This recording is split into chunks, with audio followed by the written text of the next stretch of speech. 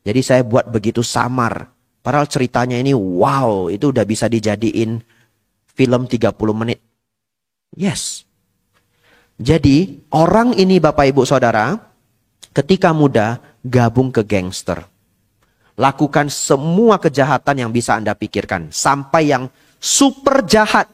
Saya sampai nggak tega ngomong kejahatannya. Super jahat. Alhasil sekarang dia kaya raya. Sudah sangat tua. Sangat tua. Saudara-saudari. Dan dia tidak mau percaya agama. Kenapa? Kalau dia percaya agama dia rugi. Dia akan gelisah segelisah-gelisahnya. Tapi Anda tahu, meskipun dia bolak-balik mengatakan agama nggak ada, agama nggak ada, agama nggak ada. Bapak Ibu tahu, ketika dia tua, dia sangat takut mati. Artinya apa? Anda tidak bisa tipu hati nurani Anda.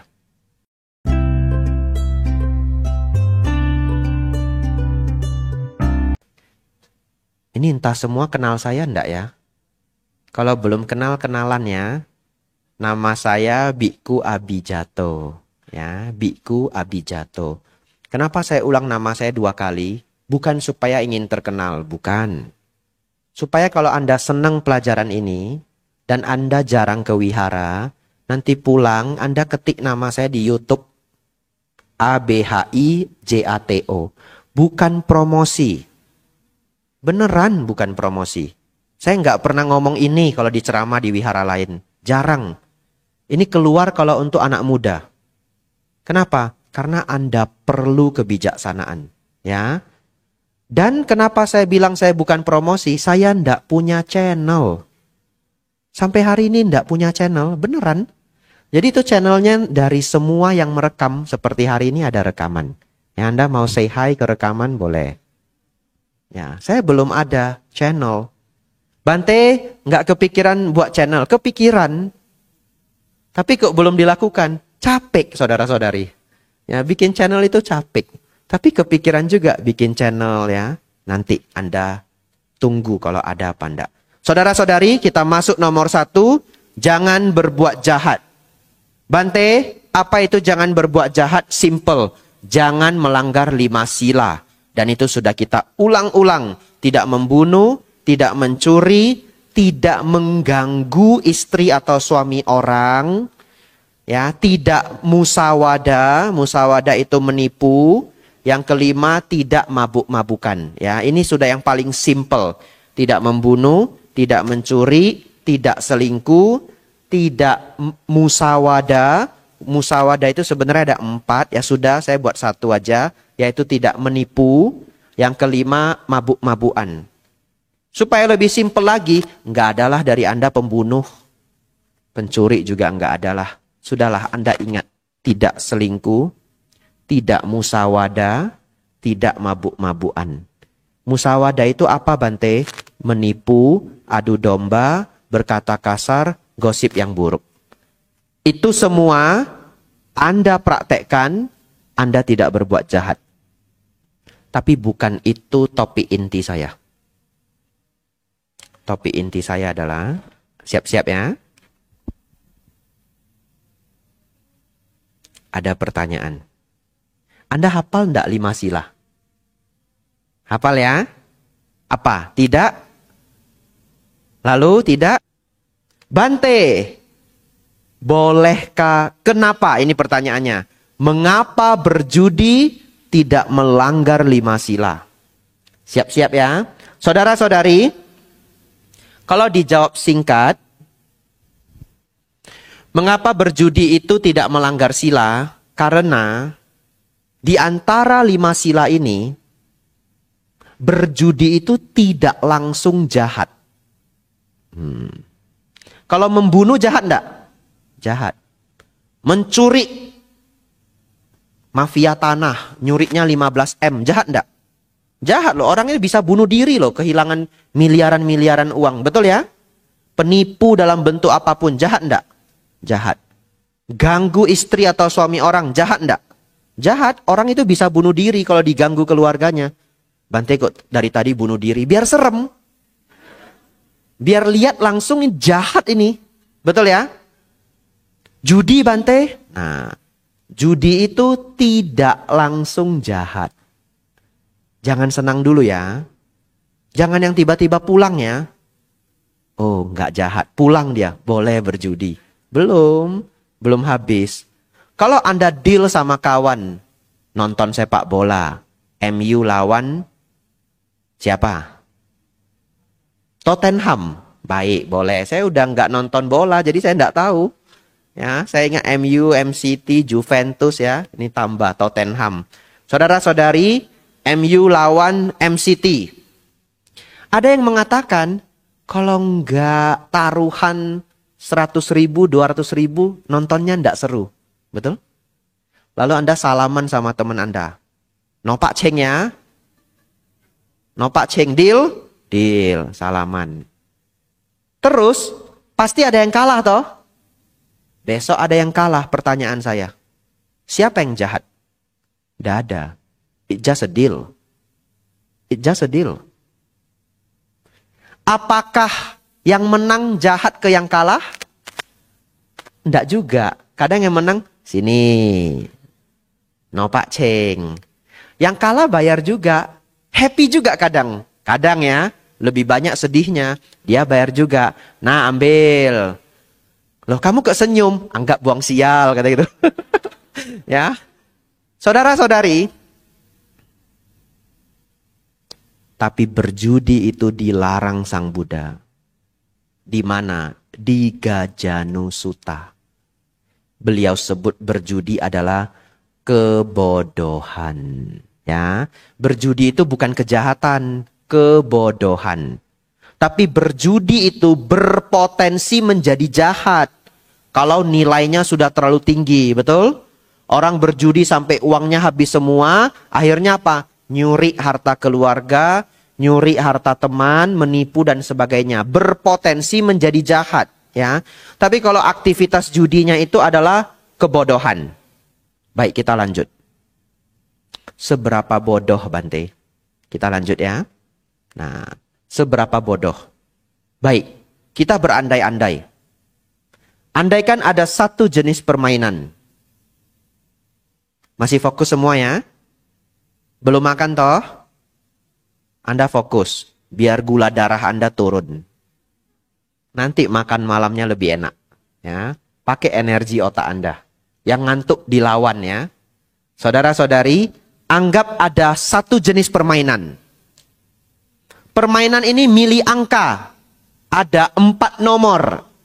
0, 0, 0, 0 sampai 9, 9, 9, 9. Familiar ya? Apa namanya Bante? Jangan disebut. Ya, jangan disebut. Yang bisa Hokkien saya kasih clue-nya. Pakai Hokkien clue-nya. Jangan pakai bahasa Indonesia. Direkam saudara-saudari. Apa clue-nya Bante? Ceceng poi no tiao pua. Ya. Ceceng poi no tiao pua. Nah, translate ke temannya ya. Saudara-saudari, bayangkan ada 10.000 orang yang main permainan ini. 10.000 orang. Setiap orang beli angka yang berbeda. Ya, ini aja enggak 1.000 orang ini. 2, 4, 6, 8, ya 20. 12. Kalau 20 kali 12, 240. Ya paling banyak 350 orang. Ya, ini aja udah banyak sekali. Anda bisa bayangkan 10.000 orang, setiap orang beli angka yang berbeda. Ya, berapa orang yang menang? 1. You can imagine that? 1 dari 10.000. Pernah ikut lucky draw nikahan enggak? Menang enggak? Coba siapa yang pernah menang lucky draw nikahan juara pertama? Anda lihat sekeliling. Enggak ada. Ada? Juara pertama, 2 jangan. 2 mah kulkas. Belum. Ini maunya TV 80 inci. Juara 3 jangan lah blender. Blender kok dipamerin. Gak usah. Saya cari juara 1. Ada? Gak ada. Padahal nikahan itu nggak 10.000 orang loh. Nggak 10.000 orang. Nikahan yang mewah berapa? 100 meja. 1.000 orang. Betul ya? 100 meja itu 1.000 orang. Ini Anda saudara-saudari sudah ikut berapa nikahan coba? Nggak ada yang menang Lucky Draw juara 1. Jadi sekarang Anda bermimpi bisa menang 1 angka di antara 10.000. Pinter atau bodoh? Lanjut. Kalau 1 juta orang beli, berapa orang yang menang? 100. Betul ya? Kalau 10.000 orang beli, 1. 100.000 orang beli, 10. Tambah 1 nol. 1 juta orang beli, 100. Jangan senang dulu. Saya tanya ChatGPT. Saya modern juga ya. Saya modern juga. Saya tanya ChatGPT 4.0. Anda ngerti lah maksudnya 4.0. Yang nggak ngerti nggak usah tanya. Ya, saya tanya ChatGPT 4.0. Saya tanya dia. Tadi kan kalau 10.000 orang ini beli nomornya berbeda-beda, betul ya? Beli nomornya berbeda-beda. Apakah itu terjadi di dunia nyata? Enggak. Orang beli nomor yang cenderung sama, ya. Baik, saya tanya ChatGPT 4.0. Bro, mau panggil dia apa? Dia nggak apa-apa, dia baik dia. Bro, kalau ada 1 juta orang membeli permainan 4 angka,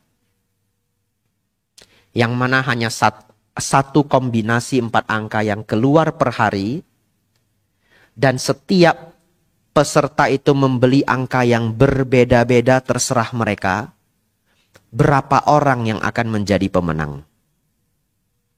ChatGPT hitung, mikir dia.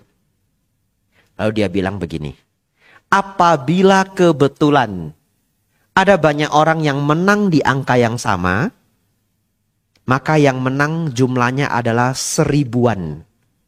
Ya. Kalau tadi beli angka yang berbeda semua, pukul rata 0000 sampai 9999, 1 juta orang beli, yang keluar 100 orang, betul? Sekarang random numbers. You can buy whatever you want.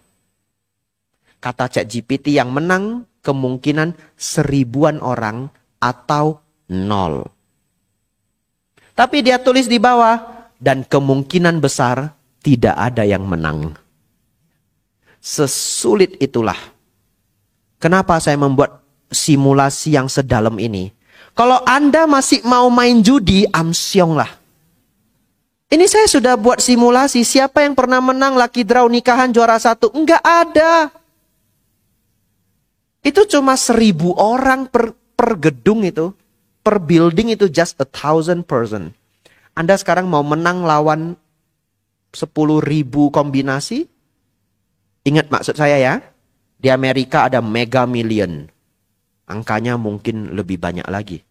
Di Thailand ada lotre juga. 12 angka. Amsyong lah Anda 12 angka. Baik. Oleh karena itu saudara-saudari, bermain judi itu menurut Sang Buddha kebodohan. Kalau menurut Bhikkhu Abhijato sangat bodoh. Kenapa? Hampir tidak bisa menang. Dan Anda harus ingat ini. Kalau Anda menemukan orang yang menang judi, kaya beneran, bukan berarti Anda ikut berjudi. Nanti Anda ikut 10 tahun, 20 tahun pun belum kaya.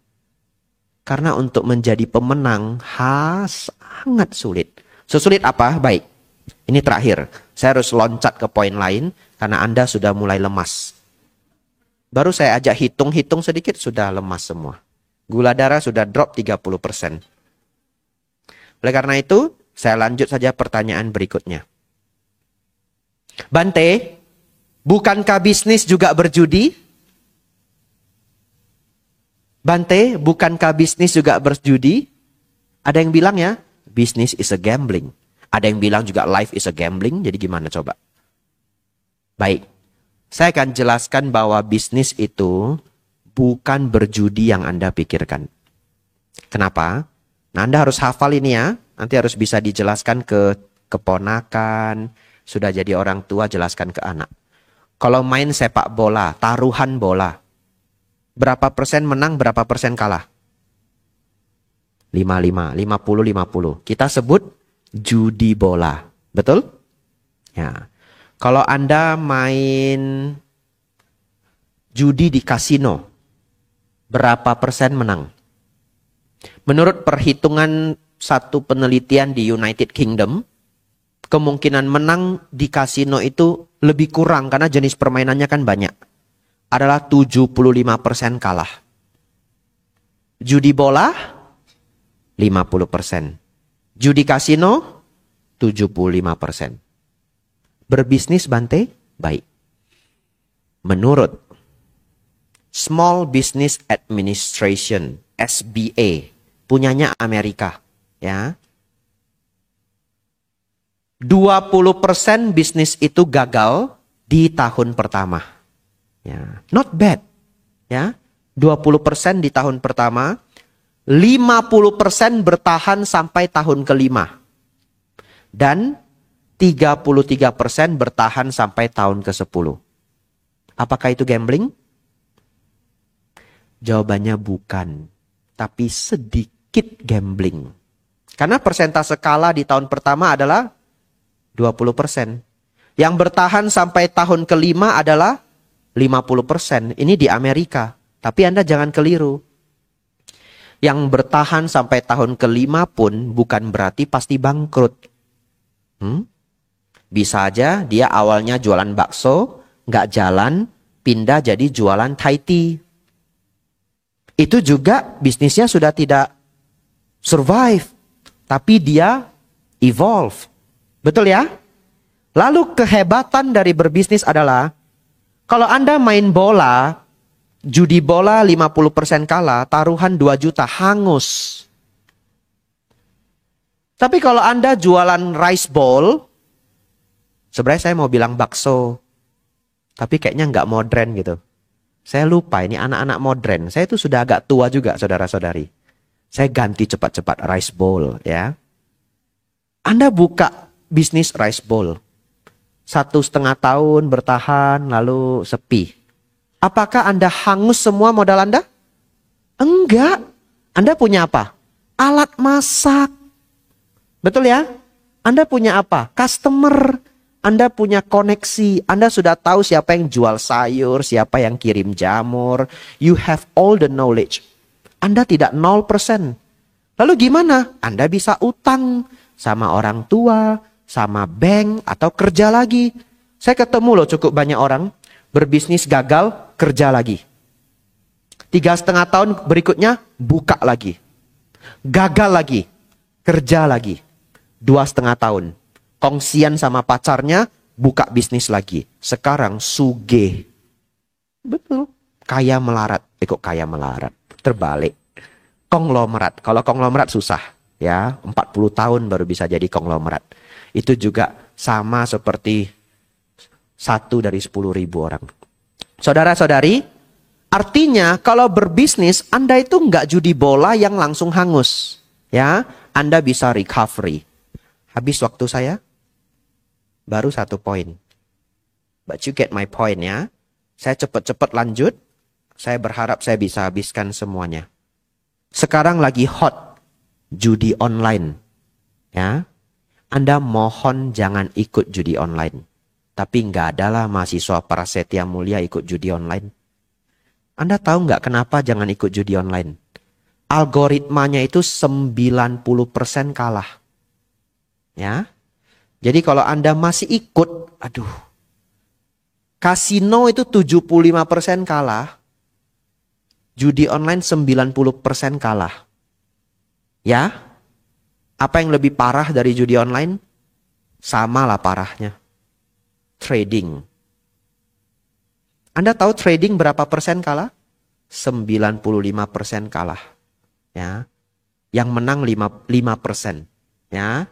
Jadi kalau Anda mau trading, I don't know. Ya, Anda cari orang yang 5% itu, belajar dari dia. Ya, tapi kalau judi online, in the end of the day Anda kalah. Ya, trading 95% kalah. Jadi gimana Bante? Berbisnis ya baik. Ya, kerja, berkarya ya baik. Tapi Bante, kan berbisnis masih ada risknya. Saya harus bagaimana? Ini saya tulis di sini ya. Belajar dari mereka yang sudah sukses di bisnis. Ya, itu cara terbaik Anda mengurangi kegagalan Anda. Kalau orang tua Anda berbisnis, pulang ambil ilmunya. Anda boleh mencontek orang Jepang. Orang Jepang itu sangat bangga meneruskan bisnis keluarga. Orang Indonesia itu anehnya minta ampun. Gak ada kebanggaan meneruskan bisnis keluarga. Akhirnya apa? Pengalaman 30% itu raib saudara-saudari. Lalu anaknya mulai bisnis yang baru lagi. Dan belajar dari nol lagi. Memang sih sangat membanggakan. Tapi sampai kapan Anda bisa bikin produk yang sepremium orang Jepang? Kenapa orang Jepang produknya premium? Kalau kita track perusahaannya, generasi ketiga, generasi keempat. Dan mereka benar-benar sangat bangga meneruskan bisnis keluarga. Ya, ini poin terakhir untuk topik ini. Nanti kita maju ke topik lain. Tapi yang bagian ini sangat penting untuk saudara-saudari semua yang orang tuanya punya bisnis. Orang Jepang kalau diinterview saudara-saudari, bisnis ini bagaimana kamu mulainya? Dia dengan sangat bangga dia mengatakan, saya generasi keempat. Dengan sangat bangga. Ya, saya generasi keempat. Watashi wa yondaime desu. Saya generasi ketiga, sandaime. Anda, kenapa kalau meneruskan bisnis orang tua, kenapa tidak bangga? Ambil semua ilmu orang tua Anda. Lakukan bisnis itu kalau bisnis itu masih bagus. Ya, kalau bisnis itu masih bagus. Lalu Anda kembangkan, nanti Anda bisa ganti ke lini-lini yang lain terserah Anda. Ya, Samsung itu mulainya bisnis fashion. Hari ini dia jualan HP kasih Anda semua. Siapa yang beli Samsung? Ya, baik.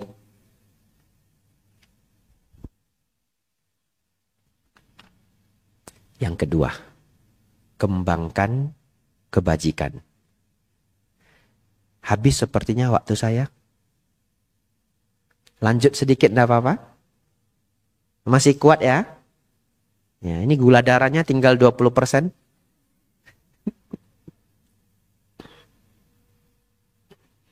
Baik.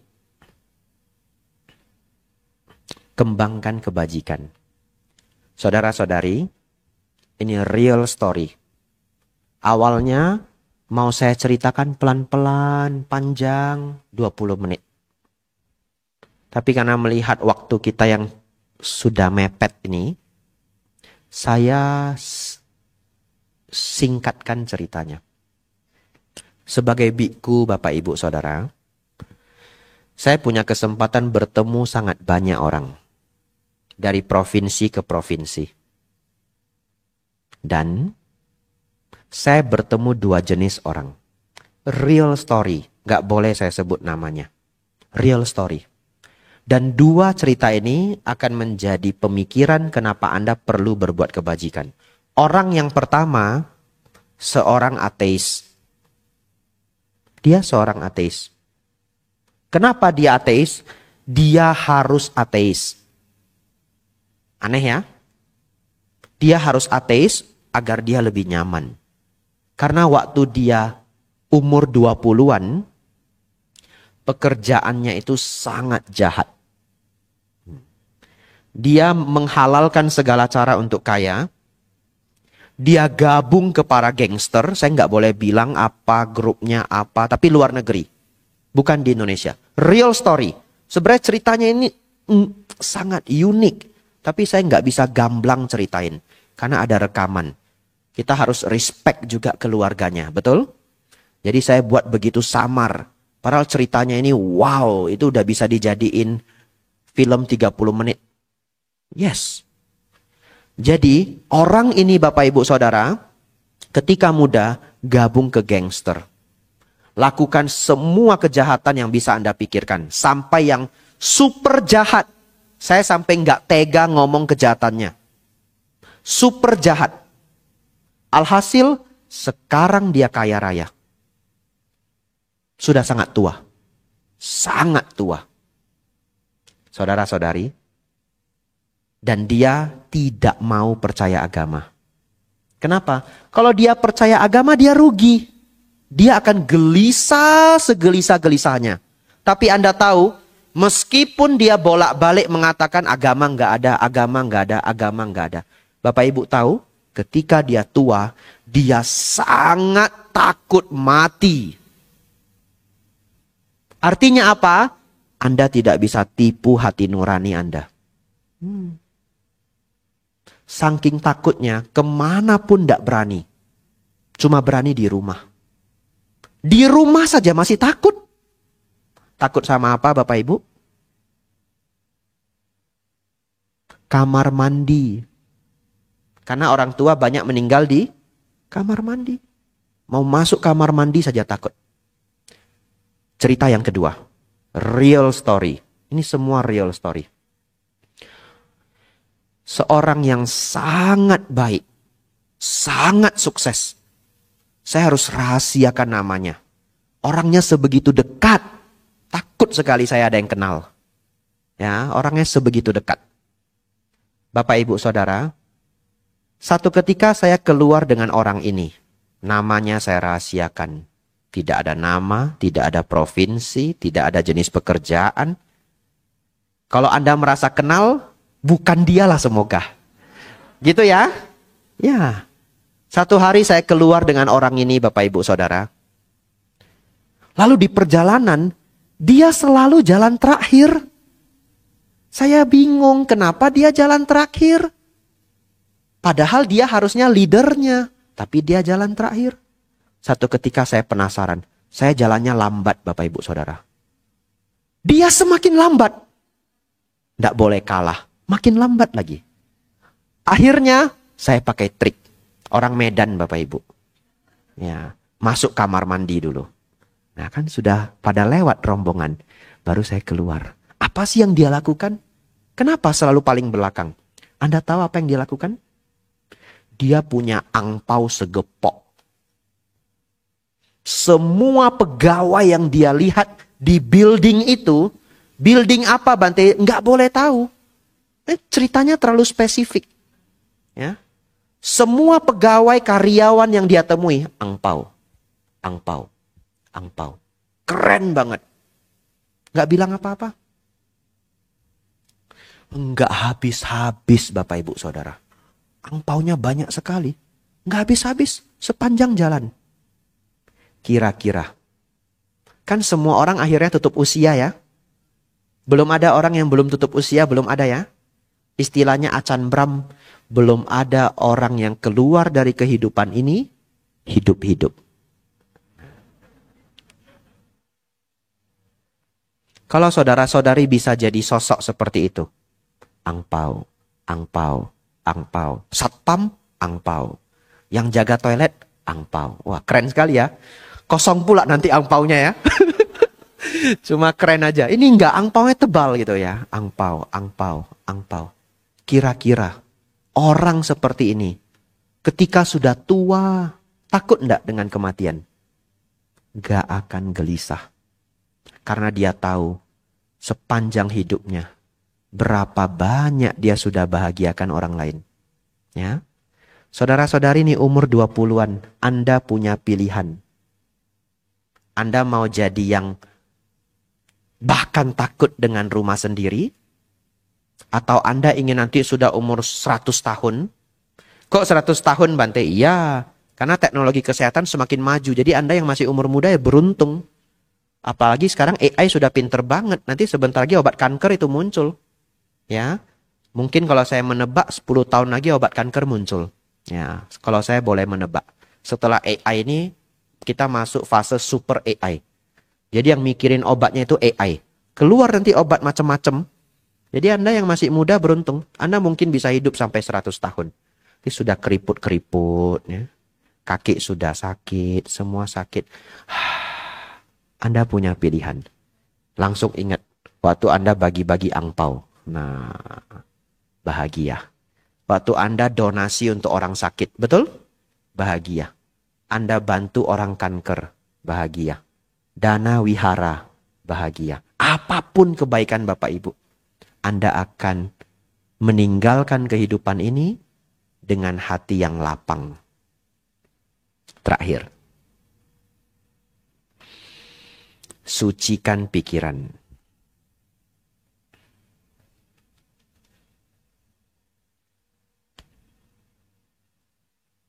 Saudara-saudari, tadi saya berpikir, di antara semua pelajaran saya, ini loh sebenarnya yang paling penting. Yang ketiga ini, ya. Tapi waktu kita habis. Ya. Saya akan berusaha carikan poin yang the best saja. Saya explain kepada Anda. Kenapa saudara-saudari semua, mahasiswa-mahasiswi Prasetya Mulia, Anda harus belajar yang ketiga ini. Anda sudah jadi orang baik, Anda sudah tidak melakukan kejahatan. Yang ketiga ini adalah sucikan pikiran. Saya ganti sedikit biar keren. Sucikan pikiran bagi Anda yang masih mahasiswa adalah high class minded. High class minded. Keren juga ya. Kreatif juga saya ya. Nggak nanya ChatGPT loh ini. Mikir sendiri nih. Ya. Karena kalau di kafe ubi goreng mah nggak laku. Fred cassava. Nah, ya toh? Ini high class minded. Saya mau tanya Anda. Berandai-andai ya. Anda tiba-tiba semuanya adalah pemilik company. Keren. Karyawan 70 orang. Not bad lah. Jangan bermimpi lah 20.000 karyawan. Umur baru 20-an ya. 70 karyawan sudah hebat sekali itu ya. 70 karyawan. Sudah super hebat itu. Baik. Di antara banyak karyawan. Ada 5 yang high IQ. Kemungkinan dia akan jadi manajer Anda. Begini. Di antara 5 orang ini. Ada salah satunya. Ditegur sedikit aja ngambek. Karena dia merasa pinter. Ya, kalau bahasa Hokkiennya, lu bowa lu si gitu.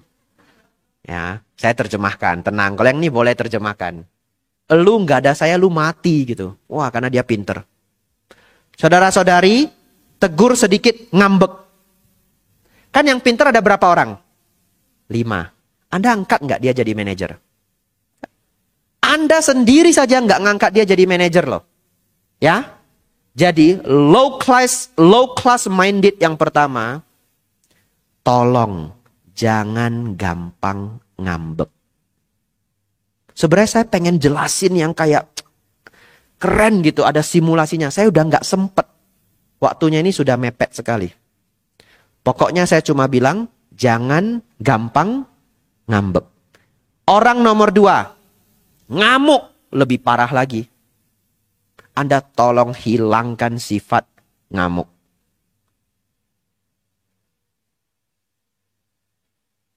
Ada satu lagi. Kalau disalahkan dia selalu tidak mau salah. Cari 1001 alasan. Kesel nggak Anda jadi bos? Kesel ya? Udah tahu loh dia salah. Sampai kasih bukti. Ini loh catatannya loh. Enggak Pak, itu bukan saya. Mabuk saya waktu nulis itu. Anda nggak milih dia. Baik. Saya jelaskan semua. Saya sebutkan semua low class minded. Anda hafal. Ya. Kalau Anda ada yang tersenggol. Bante nyindir saya ya? Iya. Saya nyindir kamu. Wong saya nggak kenal kamu, gimana nyindir Anda? Betul ya? Tapi kalau Anda merasa Bante nyindir saya ya, bagus. Benar, saya nyindir Anda. Terus bagaimana? Berubah. Ya, Anda masih umur 20-an, Anda berubah. You can do it, trust me. Karena saya sudah melakukannya. Anda pikir orang itu tiba-tiba bijaksana? Enggak, saya ngambek juga. Ngamuk juga. Tapi bisa enggak berubah? Bisa. Apa yang mengubah saya? Dharma. Nanti saya kasih resepnya. Saudara-saudari, ini low class minded. Terlalu sering cemburu. Saya tidak sebut cemburu ke pacar atau cemburu ke suami istri. Enggak. Tapi nggak bisa lihat orang lebih sukses. Jealousy. Oke? Cemburu dengan mereka yang lebih sukses. Itu parah banget. Itu low class banget. Kalau Anda tidak pernah bisa bergaul dengan mereka yang lebih pintar, Anda mau belajar sama siapa?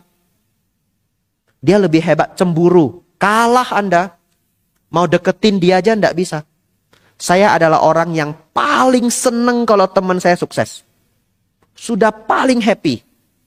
Lalu dia share ilmu dia. Saya nggak niat ambil ilmu dia. Tapi kalau Anda tidak cemburu, Anda happy, orang itu otomatis ngasih ilmu. Kalau bisnis Anda berbeda, betul? Ya, teman Anda bisnisnya sudah jalan, Anda buka juga bisnis yang lain. Dan Anda tidak pernah jealous ke dia, dia datang sendiri.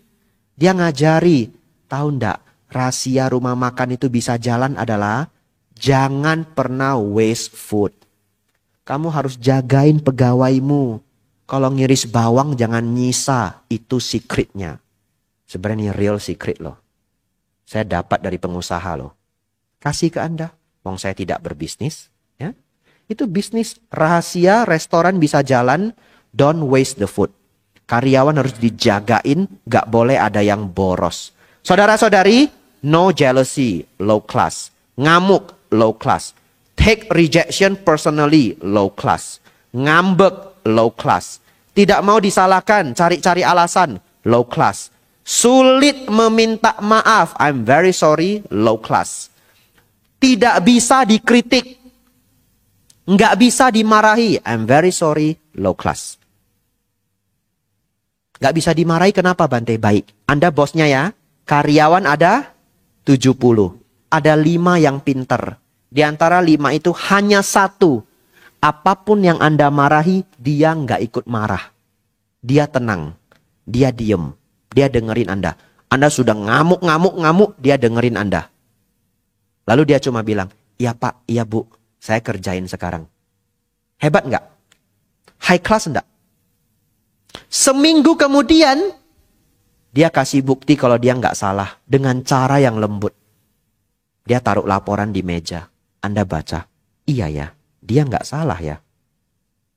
Hebat nggak dia? High class banget loh itu. Dia kasih tahu Anda, bukan saya Bu, bukan saya Pak, tapi dia nggak marah. Ini sulit ini, high level mind ini, high level mindset. Lanjut, yang baik apa Bante? Kesabaran. Yang baik apa? Punya pemikiran. Sometime we win, sometime we learn. Ya, sometime we win, sometime we learn. Saudara-saudari, sucikan pikiran Anda untuk level para mahasiswa-mahasiswi. Saya ingin Anda keluar dari pintu ini. Anda high class minded. Ya, itu PR Anda. 2 tahun Anda kerjakan ini nggak apa-apa. Nggak harus buru-buru. 2 tahun. 2 tahun. Anda buang apa? Sekali lagi biar hafal ya. Sekali lagi biar hafal. Saya kasih Anda waktu 2 tahun. Anda buang semua sifat buruk Anda. 1. Gampang cemburu. Jealousy, melihat orang yang lebih sukses. Kalau masalah pacar, istri, suami, saya nggak urus. Ngamuan. Take rejection personally. Ngambek ini parah banget. Please, tidak ada leader yang boleh ngambek. Alasannya apa? You close the communication. Ya, ngamuk itu close communication, ngambek itu close communication. Leader kalau ngambek, pulang aja. Kenapa? Masa dia leader, dia tutup komunikasi? Bagaimana problem itu bisa di-solve? Ya, leader kalau ngambek, pulang aja. Kecuali itu company dia, bohwat. Ya, punya dia, terserah dia. Ya, sulit meminta maaf, tidak mau disalahkan, cari-cari alasan, tidak terima dikritik, tidak terima dimarahi, itu yang buruk. Buang semua. I give you 2 years. Ya. Yang baik, saya catat 2 aja. Belajar, sabar. Dan yang terakhir, sometime we win, sometime we learn. Saudara-saudari, anumodana semuanya. Sudah jauh lebih dari 45 menit. Saya sangat senang Anda mengikuti sampai habis. Selamat Hari Raya Maga Puja. Semoga saudara-saudari semua, mahasiswa-mahasiswi Prasetya Mulia, dan juga Widyodaya. Betul ya? Ya, kelompok atau keluarga besar Widyodaya, semoga Anda semua dan semua hadirin yang ikut kegiatan ini, semoga Anda semakin maju dalam dhamma, maju dalam kehidupan. Selamat Hari Raya Maga Puja, Sabe Sata Bawantu Sukitata. Semoga semua makhluk hidup berbahagia. Sadu, sadu, sadu.